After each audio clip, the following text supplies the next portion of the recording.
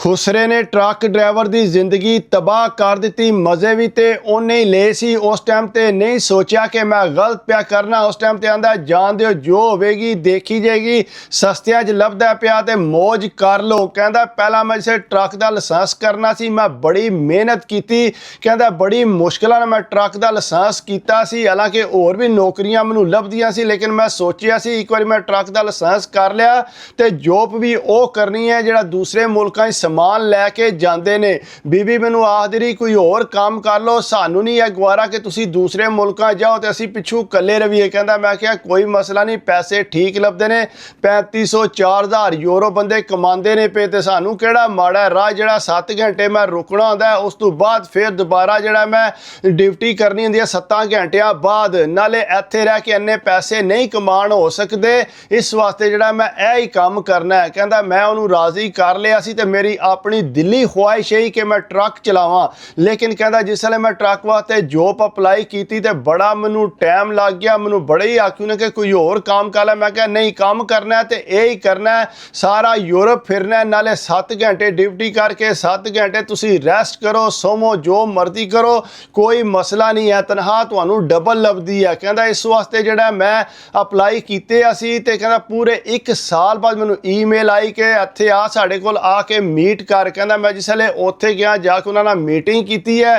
ਕਹਿੰਦਾ ਉਹ ਮੈਨੂੰ ਆਖਦੇ ਨੇ ਕਿ ਠੀਕ ਹੈ, ਅਸੀਂ ਤੈਨੂੰ ਜੋਬ ਤੇ ਰੱਖ ਲਾਂਗੇ, ਅਸੀਂ ਤੈਨੂੰ 3200 ਯੂਰੋ ਤਨਖਾਹ ਦਿਆਂਗੇ। ਕਹਿੰਦਾ ਇਹ ਮੈਂ ਬਿਲਕੁਲ ਨਵਾਂ ਸਾਂ ਤੇ ਨਾਲ ਜਿਹੜਾ ਸਾਡਾ ਡਰਾਈਵਰ ਤੇਰੇ ਨਾਲ ਜਾਏਗਾ, ਰਾਜ ਤੈਨੂੰ ਦੱਸੇਗਾ ਕਿੱਥੇ ਰੁਕਣਾ, ਕਿਸ ਤਰ੍ਹਾਂ ਜਿਹੜਾ ਮਾਲ ਡਿਲੀਵਰ ਕਰਨਾ ਹੈ। ਕਹਿੰਦਾ ਮੈਂ ਕਿਹਾ ਠੀਕ ਹੈ, ਮੇਰੇ ਵਾਸਤੇ ਤੇ ਬਿਹਤਰ ਸੀ। ਜ਼ਾਹਿਰੀ ਗੱਲ ਹੈ ਮੈਨੂੰ ਐਕਸਪੀਰੀਅੰਸ ਤੇ ਕੋਈ ਨਹੀਂ ਸੀ। ਇੱਕ ਮੇਰਾ ਯਾਰ ਦੋਸਤ ਉਹ ਚਲਾਉਂਦਾ ਸੀ, ਲੇਕਿਨ ਹੈਰੋ ਕਿਹੜਾ ਮੇਰੇ ਨਾਲ ਸੀ। ਕਹਿੰਦਾ ਮੈਨੂੰ ਆਨਾ ਆਖਿਆ ਤੇ ਉਹ ਡਰਾਈਵਰ ਜਿਹੜਾ ਮੇਰੇ ਨਾਲ ਬਹਿ ਗਿਆ। ਮੈਂ ਹੀ ਟਰੱਕ ਚਲਾਉਣਾ ਸੀ, ਸਮਾਨ ਸਾਰਾ ਉਹਨੇ ਮੈਨੂੰ ਆਖਿਆ ਕਿ ਤੂੰ ਹੀ ਲੋਡ ਕਰ, ਮੈਂ ਲੋਡ ਨਹੀਂ ਕਰਨਾ, ਤਾਂ ਕਿ ਤੈਨੂੰ ਪਤਾ ਲੱਗੇ। ਕਹਿੰਦਾ ਉਹਨੇ ਦੱਸੀ ਤਰਤੀਬ ਕਿ ਇਸ ਤਰ੍ਹਾਂ ਸਮਾਨ ਰੱਖਣਾ ਹੈ ਤਾਂ ਕਿ ਲਾਂਦਿਆਂ ਤੈਨੂੰ ਮੁਸ਼ਕਲ ਨਾ ਹੋਵੇ। ਕਹਿੰਦਾ ਪੂਰੀ ਤਰਤੀਬ ਨਾਲ ਉਹਨੇ ਮੇਰੇ ਕੋਲੋਂ ਸਮਾਨ ਰਖਵਾਇਆ।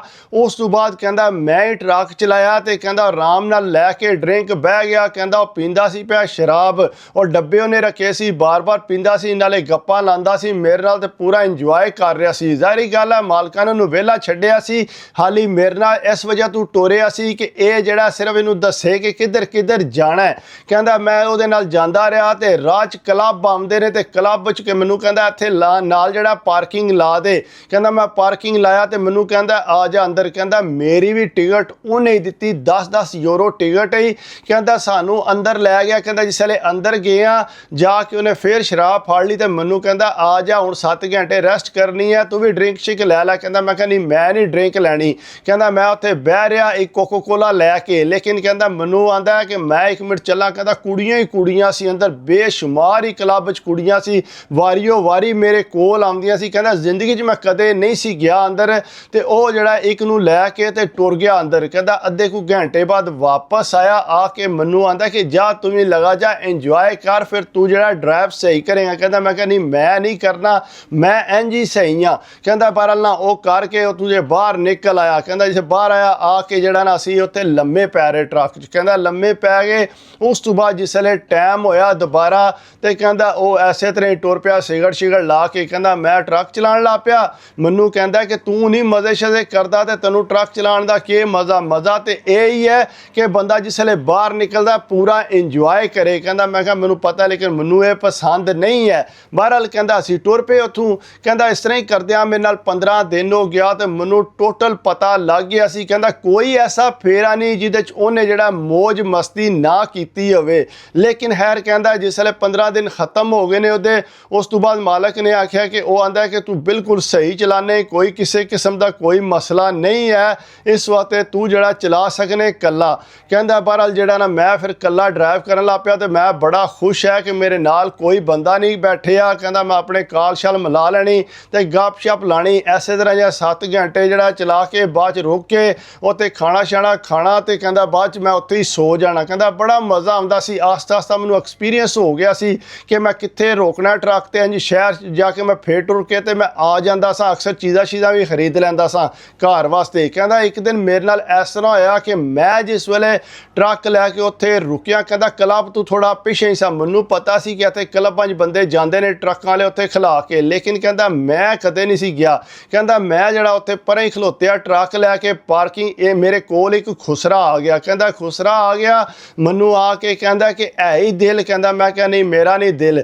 ਕਹਿੰਦਾ ਮੈਨੂੰ ਕਹਿੰਦਾ ਥੱਲੇ ਤੇ ਢਾਲਣਾ। ਕਹਿੰਦਾ ਮੈਂ ਥੱਲੇ ਢਲਿਆ ਤੇ ਮੇਰੇ ਹੱਥ ਛੱਤ ਫੇਰਨ ਲੱਗ ਪਿਆ। ਮੈਨੂੰ ਕਹਿੰਦਾ ਹੈਰੀ ਆ ਜਾ, ਤੂੰ ਥੋੜੇ ਪੈਸੇ ਦੇ ਦੀ। ਕਹਿੰਦਾ ਮੈਂ ਕਿਹਾ ਨਹੀਂ ਮੈਂ ਨਹੀਂ ਕਰਨਾ। ਉਹ ਕਹਿੰਦਾ ਨਹੀਂ ਤੂੰ ਥੋੜੇ ਪੈਸੇ ਦੇ ਦੀ, ਇੰਜ 15 ਯੂਰੋ ਦੇ ਦੀ। ਕਹਿੰਦਾ ਮੈਂ ਕਿਹਾ ਨਹੀਂ ਮੇਰੇ ਕੋਲ ਨਹੀਂ ਹੈ 15 ਯੂਰੋ। ਉਹ ਕਹਿੰਦਾ 10 ਦੇ ਦੀ ਯੂਰੋ।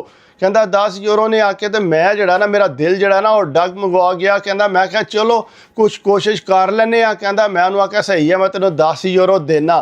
ਕਹਿੰਦਾ ਉਹ ਮੈਨੂੰ ਪਰਾਂ ਸਾਈਡ ਤੇ ਲੈ ਗਿਆ। ਮੇਰਾ ਦਿਮਾਗ ਵੀ ਨਾ ਕੰਮ ਕੀਤਾ, ਨਾ ਮੇਰੇ ਕੋਲ ਕੋਈ ਸੇਫਟੀ, ਨਾ ਗੱਲ ਨਾ ਬਾਤ। ਕਹਿੰਦਾ ਉਹਦੇ ਨਾਲ ਮੈਂ ਤਕਰੀਬਨ 15-20 ਮਿੰਟ ਲਾਏ। 15-20 ਮਿੰਟ ਲਾਉਣ ਤੋਂ ਬਾਅਦ ਕਹਿੰਦਾ ਜਿਸ ਵੇਲੇ ਉਹਨੇ ਮੈਨੂੰ ਆਖਿਆ ਕਿ ਦੇ ਪੈਸੇ, ਕਹਿੰਦਾ ਜਿਸ ਵੇਲੇ ਮੈਂ ਦੱਸ ਦੇ, ਕਹਿੰਦਾ ਨਹੀਂ ਮੈਨੂੰ ਹੋਰ ਦੇ ਪੈਸੇ।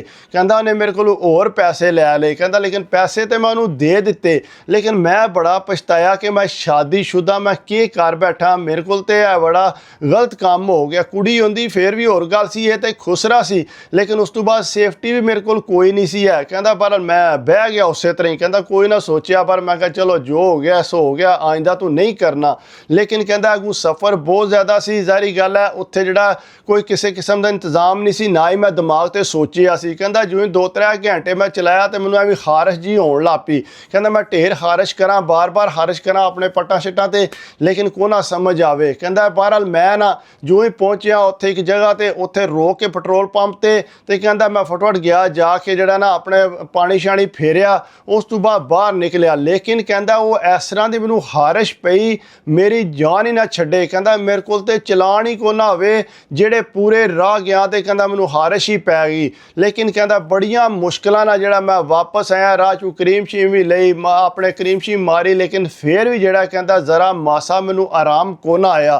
ਕਹਿੰਦਾ ਮੈਂ ਫਿਰ ਜਿਸ ਵੇਲੇ ਵਾਪਸ ਆਇਆ, ਵਾਪਸ ਘਰ ਆਇਆ ਤੇ ਫਿਰ ਵੀ ਉਸੇ ਤਰ੍ਹਾਂ ਖਾਰਿਸ਼ ਕਰੀ ਜਾ। ਤੇ ਬੀਵੀ ਪੁੱਛੇ ਕਿ ਉਹ ਕੀ ਹੋਈ। ਕਹਿੰਦਾ ਮੈਂ ਕਿਹਾ ਮੈਨੂੰ ਆਪੂ ਕੋ ਨਹੀਂ ਸਮਝ ਪਈ ਆਉਂਦੀ ਕਿ ਮੈਨੂੰ ਕਿਉਂ। ਨੇ ਕਿਹਾ ਨਹੀਂ ਤੁਹਾਨੂੰ ਇੰਝ ਕਹਿੰਦਾ ਹੋ ਸਕਦਾ ਬਹਿਣ ਨਾਲ ਖਾਰਿਸ਼ ਪੈ ਗਈ ਹੋਵੇ, ਜੇ ਮੈਂ ਜ਼ਿਆਦਾ ਬਹਿਣਾ। ਉਹਨੇ ਆਖਿਆ ਇਹ ਕਿਸ ਤਰ੍ਹਾਂ ਹੋ ਸਕਦਾ, ਕੁਝ ਜ਼ਿਆਦਾ ਹੀ ਤੁਹਾਨੂੰ ਖਾਰਿਸ਼ ਪੈ ਗਈ ਹੈ। ਕਹਿੰਦਾ ਪਰ ਮੈਂ ਆਪਣੇ ਵੱਲੋਂ ਤੇਲ ਸ਼ੇਲ ਢੇਰ ਮਾਰਿਆ, ਲੇਕਿਨ ਜਿਹੜਾ ਨਾ ਕਹਿੰਦਾ ਕੋ ਨਾ ਕੋ ਠੀਕ ਹੋਇਆ।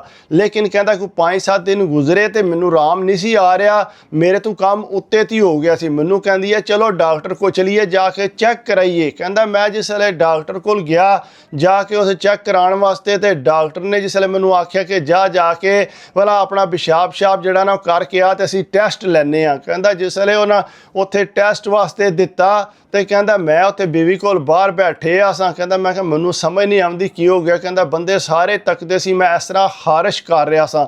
ਲੇਕਿਨ ਕਹਿੰਦਾ ਜੋ ਹੀ ਡਾਕਟਰ ਕੋਲ ਅੰਦਰ ਗਿਆ ਤੇ ਬੀਵੀ ਮੇਰੀ ਨਾਲ ਗਈ ਹੈ। ਕਹਿੰਦਾ ਜਿਸ ਬੀਵੀ ਗਈ ਹੈ ਉੱਥੇ ਜਾ ਕੇ ਬੈਠੇ ਆ।